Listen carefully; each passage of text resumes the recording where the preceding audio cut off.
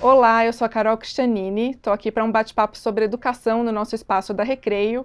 Hoje recebendo para uma conversa o Tenente Coimbra, que é deputado estadual aqui pelo estado de São Paulo. Bem-vindo, deputado, tudo bem? Um prazer recebê-lo por aqui. Prazer é meu, Carol, obrigado pela oportunidade de falar um pouco sobre a minha pessoa, sobre o meu Por mandato favor. e de um tema tão relevante que nós construímos no estado de São Paulo, que são as escolas cívico-militares. Exatamente, vamos bater um papo sobre isso hoje, desmistificar algumas coisas e explicar para o público, afinal, o que é o modelo da escola cívico-militar, né?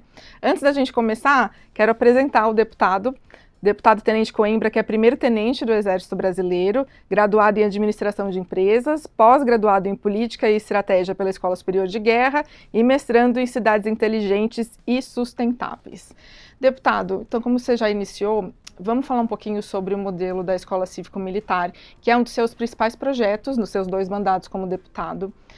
No ano passado, o governador Tarcísio anunciou as 100 primeiras escolas nesse modelo cívico-militar, que está cumprindo a Lei Complementar 1398 de 2024.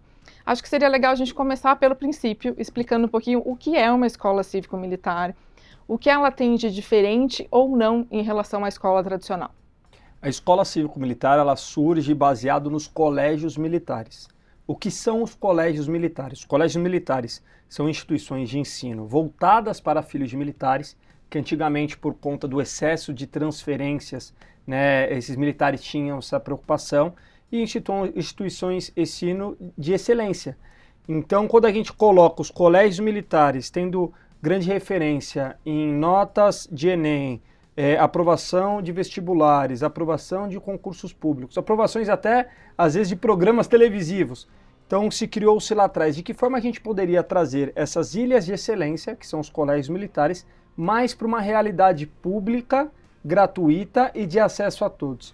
Então, há mais de quase 30 anos atrás, surgiu as escolas cívico-militares. E antigamente, cada escola tinha a sua roupa, digamos assim. Cada uma tinha o seu formato, cada uma tinha o seu tipo. E no ano de 2019, criamos a Frente Parlamentar pela Implementação das Escolas Cívico-Militares. O então governo Bolsonaro criou o Decreto 10.004, que implementavam os modelos das escolas cívico-militares a nível nacional, mas num formato que foi organizado pelo governo federal, né, num formato único. A partir daí teve a expansão. O que muda? Né? O que é uma escola cívico-militar? Nada mais é do que uma escola convencional com os militares. Né? Então o militar ele cria um pouco esse senso de disciplina que aí traz resultados. Mas o início lá atrás foi baseado nos colégios militares. E como é que funciona na prática dentro da escola? O militar substitui o professor? O professor continua sendo o mesmo que sempre esteve nas escolas públicas e o militar participa de uma outra forma? Explica um pouquinho para a gente como é na prática. O programa não é um programa educacional. O programa é um programa administrativo. Então, o militar, ele não supre o lugar do professor, o professor continua dando aula. O militar, ele não supre o lugar do diretor, o diretor continua sendo diretor. O militar, ele não muda o conteúdo programático, né? Isso continua previsto e organizado. Isso continua sendo o mesmo. Então, o que muda na essência? Qual é essa grande diferença para aumentar 20% de nota no IDEB, para diminuir a evasão escolar em 70%, para aumentar em 50% a quantidade de alunos estudando no ano correto, para aumentar em 80% a percepção de segurança dentro do ambiente escolar? Isso não é o número que eu chutei, são dados do programa. Sim, isso é público. Exato, são dados do programa. O que muda é a cultura de disciplina. Se a gente fazer uma correlação, hoje a gente tem perdido muito dentro do ambiente escolar por conta de indisciplina. Culturalmente, não só na escola, mas como sociedade, o jovem pode tudo e não deve nada. Então a escola cívico-militar, eu gosto de fazer uma associação até com a escola do passado. A escola do passado nós chegávamos, perfilávamos, cantávamos o hino, íamos ordenadamente para a sala de aula, às vezes até em coluna, em fileira. Sim. Chegávamos em sala de aula, levantávamos quando o professor chegava, respondíamos ao professor como mestre, como sim senhor, não senhora, e nem por isso todos viraram militar, ou todos tiveram o mesmo pensamento político, ou alguém teve uma limitação de pensamento, de criatividade por isso. Muito pelo contrário, fomos jovens mais disciplinados e, consequentemente, adultos mais preparados. Hoje a gente tem uma geração inversa.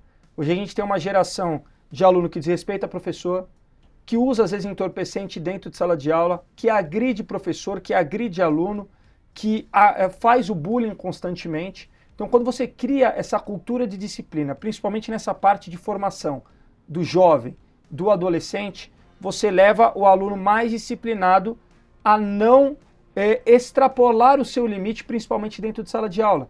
E com isso, leva o professor a dar aula em sua plenitude. A gente tem material humano muito bom dentro de sala de aula, que são os nossos professores.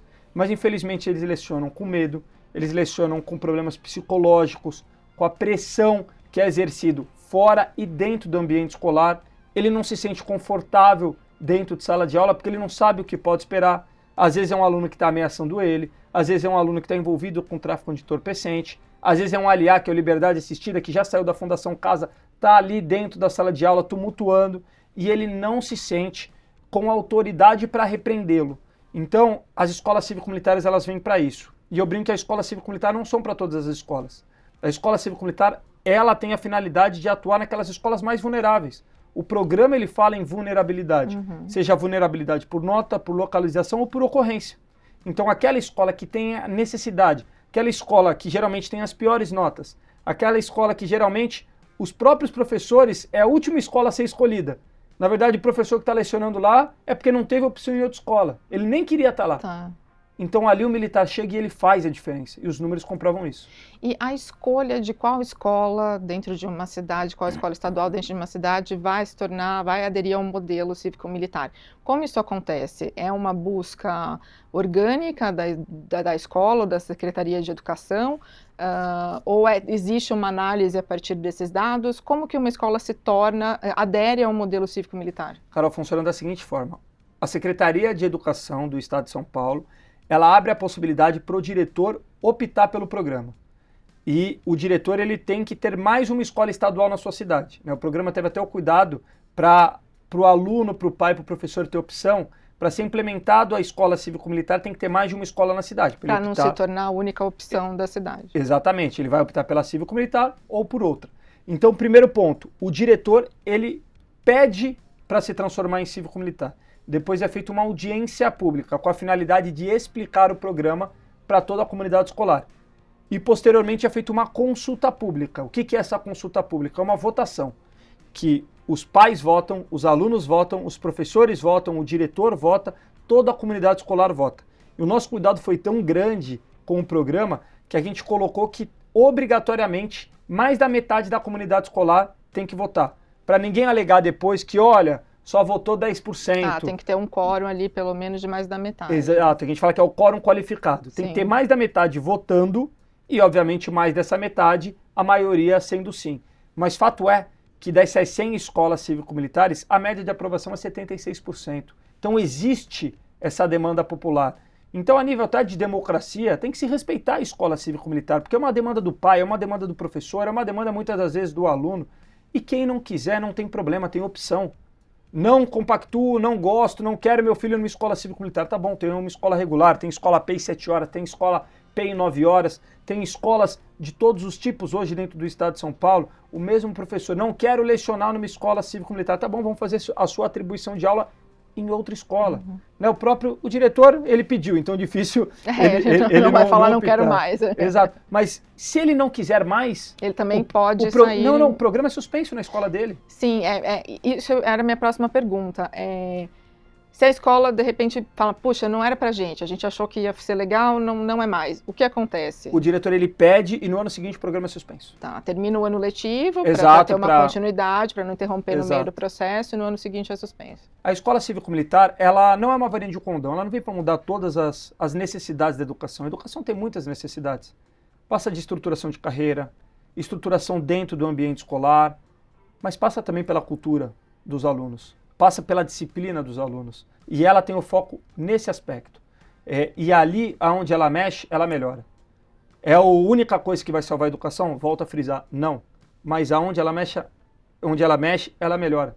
Porque os números estão dizendo isso. Então, se a gente puder dar essa opção para os alunos, a gente vai dar. Eu brinco que meu sonho é ter 645 escolas, para pelo menos em cada cidade do estado de São Paulo ter uma opção. Sim. Ter uma opção. Então, a nossa meta é essa. e o programa ele tem seus resultados. E você tem algum exemplo prático para trazer para a gente de histórias que você escuta ou visita uma escola, de como isso está sendo aceito, o que os professores retornam, os diretores? O programa no estado de São Paulo, a nível desse programa estadual, ele ainda é embrionário, né? São 100 escolas cívico-militares, os uniformes ainda estão chegando, estão tendo algumas adequações dentro dessas escolas, está chegando, às vezes, escolas que faltam mastro, bandeira, som, para fazer também sua atividade de ordem unida, sua atividade cívica. Então, essas 100 escolas estão embrionárias. Mas como o programa já existia anteriormente, principalmente na legislatura anterior, mesmo com todo o processo de pandemia atrapalhando, né, o programa ele funcionou no estado de São Paulo, no governo Bolsonaro. A gente tem alguns relatos que são muito legais, como por exemplo no Guarujá, por conta de eu ser da Baixada Santista, uma escola que eu visitava bastante, e relatos até de uma professora, uma professora que lutou muito contra o programa, né, filiada a um sindicato, tem seu posicionamento ideológico diferente do meu e respeito isso, mas ela chegou num dia que eu estava visitando a escola e ela falou, eu nunca fui tão respeitada em sala de aula. Eu não lembrava como era o aluno levantando quando eu entrasse em sala de aula. Né, os alunos educados, os alunos aprendendo, brincando, às vezes, chama a atenção de um, chama a atenção de outro, que são coisas normais da idade. Mas a minha grande preocupação, às vezes, ser agredida, de ter algo que pudesse extrapolar, hoje eu já não tenho mais essa preocupação. Então, são relatos assim que nos motivam a continuar lutando pelo programa. Porque é pelos alunos, sim, para eles terem uma melhor, que eles consigam ter um melhor aproveitamento dentro do ambiente escolar, mas é pelos professores também, para que eles se sintam seguros novamente para poder lecionar. Hoje a gente tem praticamente 30% dos nossos professores afastados. Sobrecarrega o outro ponto, né? Por N motivos, mas principalmente por problemas psicológicos. Então você trazendo a tranquilidade para o ambiente escolar, pode ter certeza que a gente vai ganhar muito.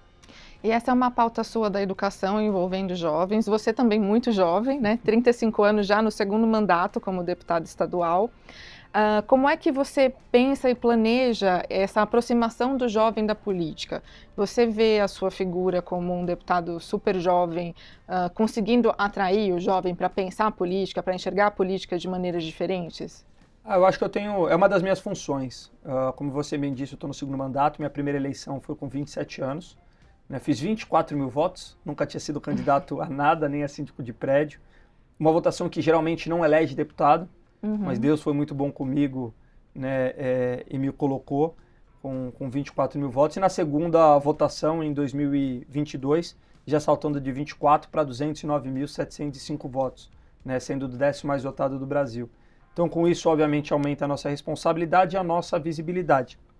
E a gente começou um trabalho muito legal, partidariamente, dentro do PL, né, que a gente fala que é o PL Jovem. PL, por sua vez, tem vários craques da juventude espalhados pelo Brasil. Tem o André Fernandes, tem o Nicolas, tem o Carmelo, pessoas que despontam em todos os estados pelo esse processo de comunicação. Hoje, antigamente a política era só para quem tinha muito recurso, para quem vinha de família de político, para quem crescia na política. Quem já estava envolvido no cenário. Exato. Né? Hoje, com o teu celular, você consegue ser o seu exponente.